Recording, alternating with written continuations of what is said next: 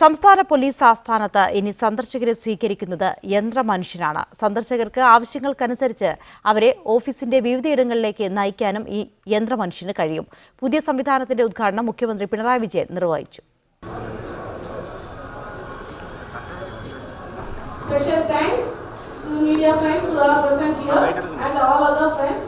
മുഖ്യമന്ത്രി പോലീസ് ആസ്ഥാനത്തെത്തിയതോടെ അതിഥിയെ സ്വീകരിക്കാനായി പുതിയ ചുമതലക്കാരൻ വാതിൽ തുറന്നെത്തി. എത്തിയത് സംസ്ഥാന മുഖ്യമന്ത്രിയാണെന്ന് കണ്ടതോടെ റോബോട്ട് സല്യൂട്ട് ചെയ്താണ് സ്വീകരിച്ചത്.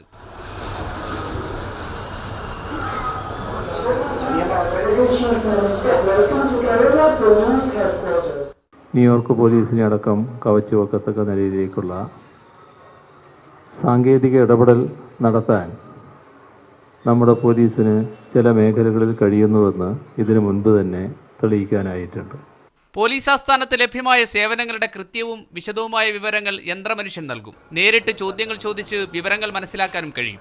സന്ദർശകർക്ക് തിരിച്ചറിയൽ കാർഡ് നൽകാനും ഉദ്യോഗസ്ഥരെ കാണുന്നതിന് സമയം നിശ്ചയിച്ച് നൽകാനും ഈ സംവിധാനത്തിൽ സൗകര്യമുണ്ട്.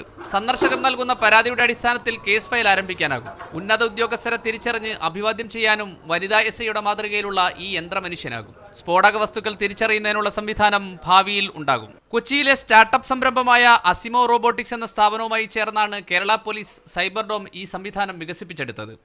U Shaiju, media 1, Thiruvananthapuram.